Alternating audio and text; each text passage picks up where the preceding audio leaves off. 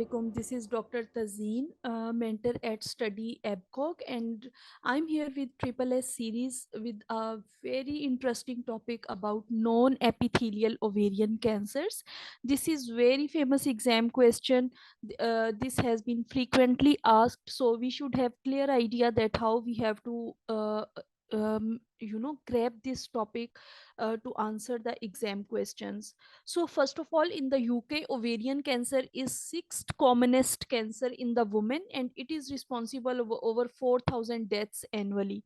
And this classification of non-epithelial ovarian cancers, it basically includes malignant ovarian cell tumors, sex cord stromal tumors, and very rare primary cancers such as ovarian sarcomas, which are actually very rare, and then small cell carcinomas of the ovary, although rare, but they are from the non-epithelial ovarian cancers. They are in the category of non-epithelial ovarian cancers, so this should be kept in mind that what are the various classifications.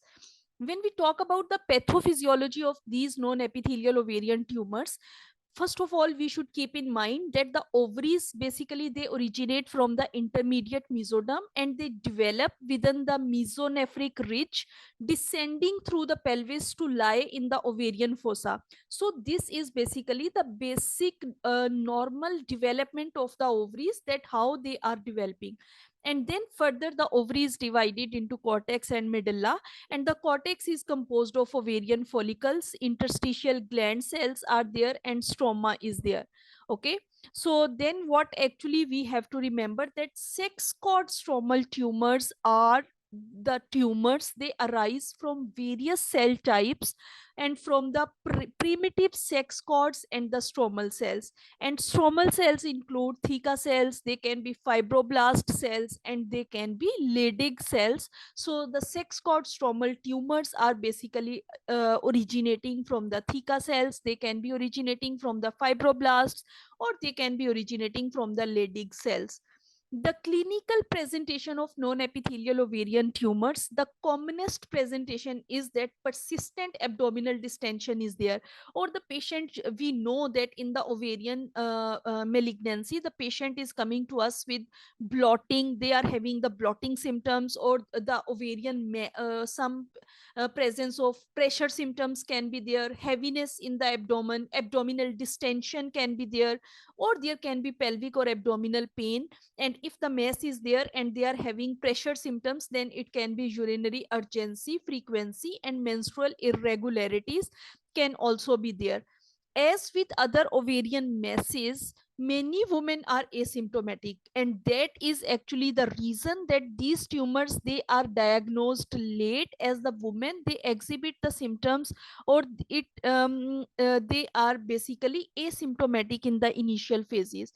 Non-epithelial ovarian cancer, it is an important differential diagnosis to consider in the premenopausal women as well as in the postmenopausal women, as well as in adolescent girls who all are presenting to us with a complex ovarian mass. So when a young girl is coming to you with complex ovarian mass, when a premenopausal is coming to you with a complex ovarian mass, or when a postmenopausal woman is coming to you with complex ovarian mass, the diagnosis, the differential diagnosis of non-epithelial ovarian cancer, it should always be in the mind. They are classified into germ cell tumors. Okay, malignant ovarian germ cell tumors, they are basically 80% in the pre-adolescent ovarian malignancies.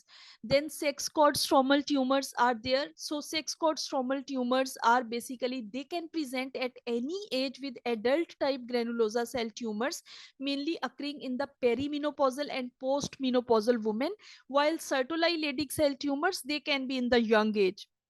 And for small cell carcinoma of the ovary, which is hypercalcemic type, the mean age of diagnosis is approximately 24 years. So what actually we can understand from here is that the small cell carcinoma of the ovary is at very young age, that is 24 years. Okay, then Leydig cell tumors, they are also in the younger age group. And sex cord stromal tumors, they are basically the adult type granulosa cell tumors, they are also in the perimenopausal age group, but can be in the postmenopausal age group as well. Malignant germ cell tumors are dysgerminomas which exhibit nests of polygonal cells which has prominent nucleoli and clear glycogen cell cytoplasms as well. And then also the presence of Schiller-Duval bodies is pathognomic, and this is also your exam question, that specialized pathological features or which is pathognomic of these tumors. So you should keep in mind that Schiller-Duval bodies, they are pathognomic for these cells. These non-epithelial ovarian tumors, basically they can be sex cord stromal tumors, which are granulosa cell tumors. They are the large tumors with focally cystic and solid areas. And of these tumors, 22% have heterogeneous elements in the form of they are having mucinous glands, and occasionally skeletal muscles can be there or cartilage can be there. Then there is basically classification of non-epithelial ovarian tumors. So they are divided into sex cord stromal tumors, okay, which can be pure sex cord stromal tumor. Granulosa cell tumors can be there, adult type, juvenile type, okay. Then it can be sertoli cell tumors can be there, sex cord tumors with annular tubules, okay, fibromas, thecomas, fibrosarcomas, Leydig cell tumors, sclerosing stromal tumors can be there, signet ring tumors can be there, okay. Then steroid lipid cell tumors can be there, Leydig cell tumors, and mixed sex cord stromal tumors can also be there. In the same way, germ cell tumors are divided into teratoma, immature, mature, embryonal carcinoma, non-gestational choriocarcinoma, dysgerminoma, yolk sac tumors, and mixed germ cell tumors. Then there can be monodermal teratoma and somatic type tumors can also be there. Then some miscellaneous tumors are also there, which should be kept in mind. And soft tissue tumors are also there, like myxomas are there, angiosarcoma, leiomyosarcoma, liposarcoma, osteosarcoma. So they are basically the soft tissue tumors which should be kept in mind. Just you should have clear idea about the names, that this can be non-epithelial ovarian tumor. Otherwise, not much classification is asked in the exam in that way. Diagnosis is important, that how we will diagnose, what are the tumor markers which are important. CT is basically used in the staging of the disease, and MRI can be useful for characterizing the cysts when ultrasound is inconclusive. So if they tell you that you are going for a scan for a patient who is having ovarian mass, but that scan is inconclusive, your next option would be MRI. You have to go for MRI. This is your exam question. And to stage the disease, CT scan would be used, that how much involvement of other organs or viscera is there, how much is the spread of the disease.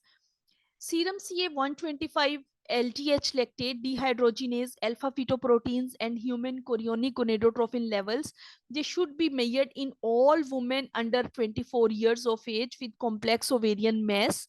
And CA-125 should be measured in postmenopausal women.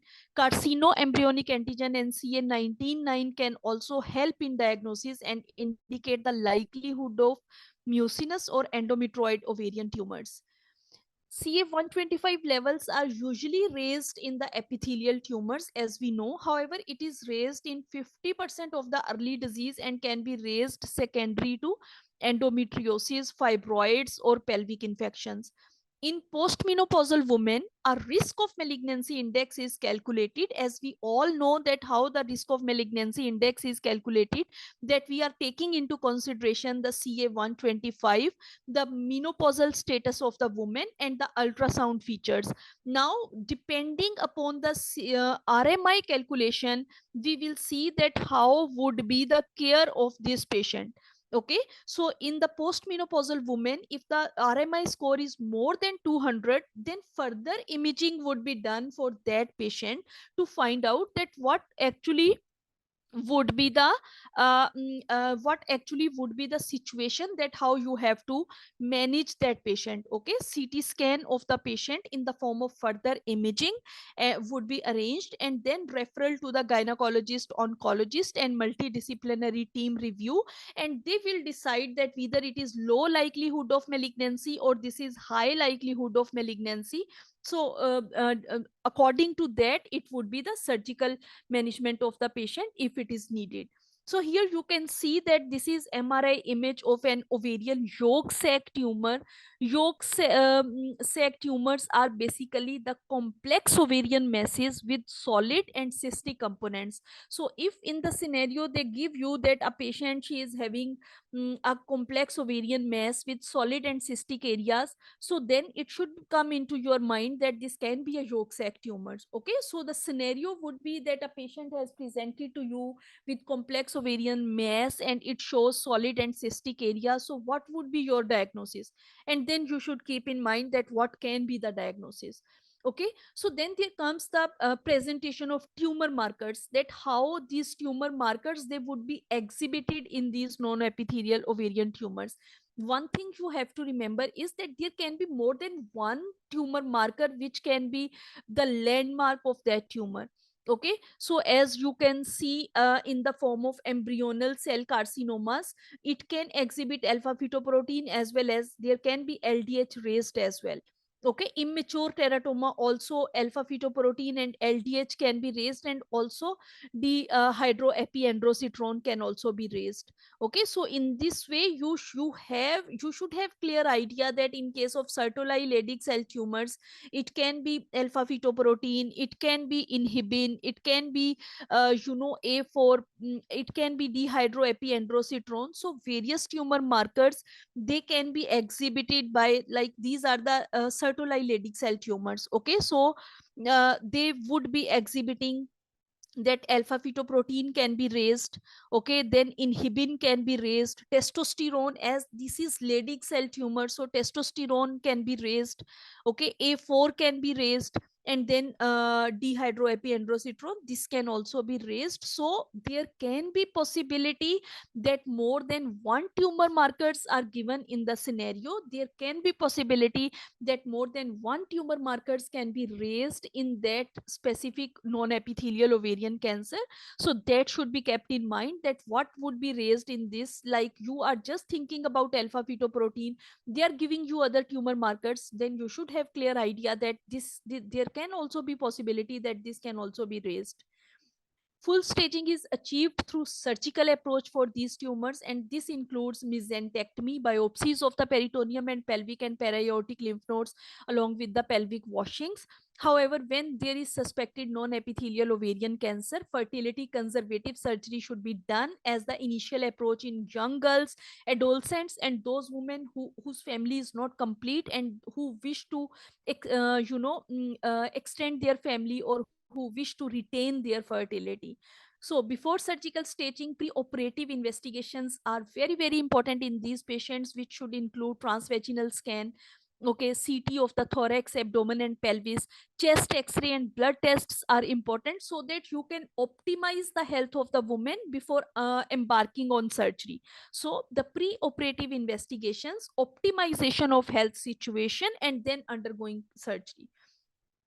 Then PET scan is actually highly sensitive when we are talking about the staging and prognosis, and it is used in selected cases with germ cell tumors, either after inadequate surgical staging or for restaging following the adjuvant chemotherapy. So if they say that the patient is having inadequate surgical staging, PET scan can be an option, that you can go for scan for the staging of the disease.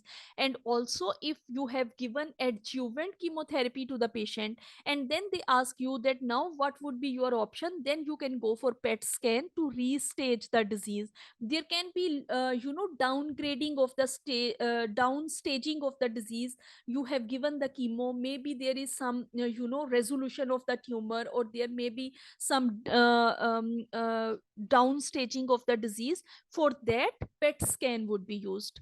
In women with granulosa cell tumors, endometrial curettage should be performed owing to the risk of endometrial abnormalities from the hyperestrogenic effects of the granulosa cell tumors.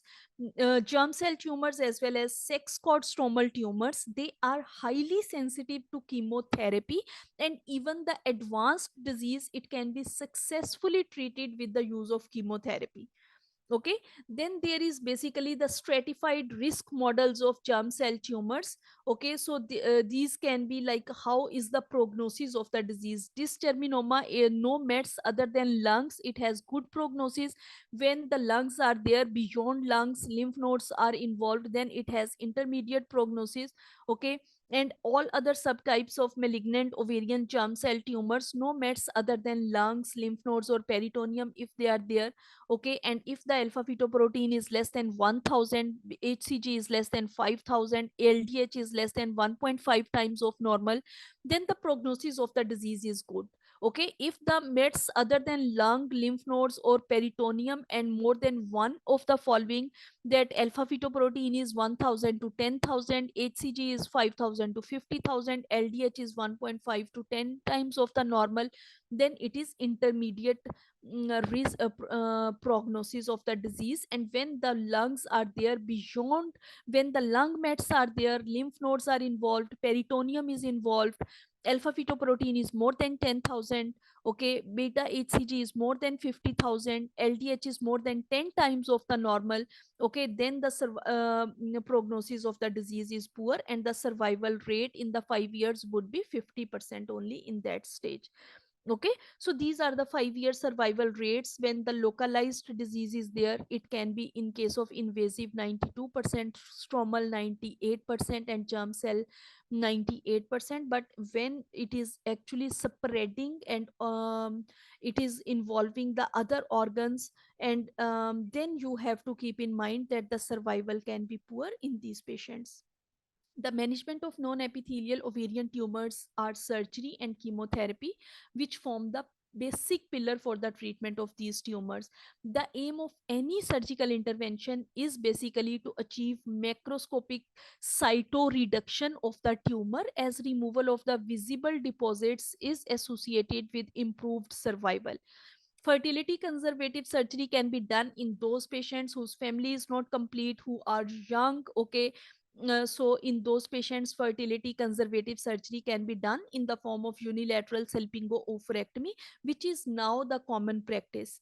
Okay, so these are the actually the various types of the tumors. In case of dysgerminoma, if it is 1A, fertility sparing surgery can be done, or full staging with active surveillance. 1B to 1C, fertility sparing surgery or full surgical staging is done, and 2A to 4, full staging debulking surgery with adjuvant chemotherapy can also be performed. When we are talking about immature teratoma, if it is 1A grade 1, fertility sparing or full staging can be done. 1A grade 2 and grade 3, fertility sparing surgery or full surgical staging. If fully staged and negative post-operative tumor markers, active surveillance is done. If it is not fully staged or positive post-operative tumor markers are there, then adjuvant chemotherapy is done. 1B to 1C, fertility sparing surgery or full surgical staging can be done, and 2A to 4, full staging debulking surgery with adjuvant chemotherapy is the management of choice for these patients. Yolk sac tumors, again 1A and 1B, fertility sparing surgery can be done. Okay, and 1C to 4A, full staging and debulking surgery with adjuvant chemotherapy can also be done. The situation with granulosa cell tumors is that 1A can be fertility sparing. Okay, 1C1, full staging debulking including THBSO. Okay, fertility sparing may be indicated if the patient's family is not complete. 1C2 to 3, full staging debulking surgery, THBSO, adjuvant chemotherapy, and fertility sparing can be considered. And 2A to 4, basically it is full staging and debulking surgery including THPSO and adjuvant, and fertility sparing is not recommended in 2A to 4. Okay, this is the same situation with sertoli cell tumors. 1A is young patients, fertility sparing can be considered, and more than 1A, full staging and debulking surgery, and if the need arises, then fertility conservation can be considered. Small cell carcinoma of the ovary is the hypercalcemic type. Okay, so they are aggressive ovarian tumors, and they are basically characterized by two-thirds of the patients, they are having serum calcium levels which are raised. Okay, and the median age of presentation, as I already discussed, that is 24 years. Most tumors are unilateral, and 50% of the tumors they demonstrate extra ovarian spread at the diagnosis. The management of these small cell carcinomas is basically surgical staging followed by the adjuvant chemotherapy or pelvic radiotherapy. And among those, cisplatin and etoposide are the chemotherapeutic agents of choice. And recently, autologous stem cell transplants have been performed as an adjuvant treatment, and these are associated with better survival rates in these patients. And 5 year survival is 10%, with most of the patients dying within 2 years of diagnosis. Ovarian sarcomas are basically they are very rare tumors. Adenosarcomas and carcinosarcomas are mixed epithelial and mesenchymal tumors which are managed as epithelial ovarian cancers. Carcinosarcomas, also known as malignant mixed mesodermal tumor, is the most common subtype. And ovarian sarcomas are basically aggressive tumors, and most they present as with distant disease. Okay, ovarian sarcomas are localized disease is usually managed with aggressive surgery. Metastatic disease is managed with chemotherapy, often palliative. Chemotherapeutic agents that have been used in the management of ovarian sarcomas including cisplatin, doxorubicin, and ifosfamide can be there. And secondary cytoreductive surgery, actually it has not been feasible or effective, and the prognosis of these tumors is basically poor, and long term survival is uncommon in these tumors. Then there comes germ cell tumors, and how we have to follow up in these cases. That when germ cell tumors are there, the recurrence of germ cell tumors usually occur early, with the highest risk of relapse being in the first 2 years after treatment. Okay, so when one exam question they are asking you is that what would be the recurrence of these germ cell tumors. Okay, so that would be that the recurrence would be highest in that first 2 years. Women who are undergoing fertility sparing surgery, basically they are advised that not to get pregnant within the first 2 years, as the the recurrence of the disease is basically common during the first 2 years, and they should follow the active surveillance plan and follow up in guidelines with RCOG and European guidelines, so that they are not actually having the pregnancy at the same and recurrence of the disease. For the sex cord stromal tumors, after treatment with surgery and adjuvant chemotherapy, then basically what we are doing at the follow up of these patients, examination and evaluation of tumor markers to assess the possible recurrence, and serum tumor marker levels HCG, alpha fetoprotein, LDH, and CA125, and inhibin B, they are dependent for the follow up of these tumors. So in the first year, basically the examination is monthly. Then pelvic scan is done on 2 monthly basis. Every 2 weeks, first 6 months is basically the tumor markers, and chest X-ray is done 2 monthly, and then CT is done 1 monthly basis, then 3 months, and then 12 months. In the second year, you can do the examination 2 monthly basis, third year 3 monthly, fourth year 4 monthly, and 5 to 10 years 6 monthly basis. Scan is repeated on 4 monthly and 6 monthly basis in the second and third year. Tumor markers are repeated every 2 monthly in the first and second year, then 3 monthly in the third year, fourth monthly in the fourth year, and then onwards 6 monthly. And then chest X-ray is repeated 4 monthly in the second year, then 6 monthly in the third year, 8 monthly in the fourth year, and then annual basis this is done. Okay, so history examination and tumor markers are important when we are recommending the follow up of these patients. Okay, and from third year continued, and this follow up is continued indefinitely. Okay, and 6 monthly pelvic scan is advised for the women who in whom we are actually doing the fertility sparing surgery. For the sex cord stromal tumors, many women they can present with absence of menopausal symptoms, which can be suggestive of recurrence of the granulosa cell tumors. They might be having bleeding, their cycles might not be stopped, and they are not having estrogen deficiency, as granulosa cells are basically associated with that. So they are not having menopausal symptoms, which is due to deficiency of estrogen. Viralization can be there. Okay, androgenic features can be there. If lung mets are suspected in the non-epithelial ovarian cancer, then a CT of the chest, abdomen, and pelvis should also be done. And for any patient who has undergone fertility sparing surgery, 6 monthly pelvic scan should be performed in these patients. Hormonal replacement therapy is basically the woman made menopausal through radical surgery, or because of adjuvant chemotherapy they can request replacement therapy. These symptoms which can considerably reduce the quality of life for the women who are having menopausal symptoms, like they are having low mood, vasomotor symptoms are there, they are having flushing, and sexual dysfunction is there, loss of libido is there. But one thing we have to remember, that hormone dependent nature of sex cord stromal tumors, HRT is not recommended and it should be avoided in these patients. Okay, although thus due to surgery they are having surgical menopause, they are going for menopausal symptoms, but they can be advised non-hormonal treatments. Hormonal replacement therapy is not recommended for these patients.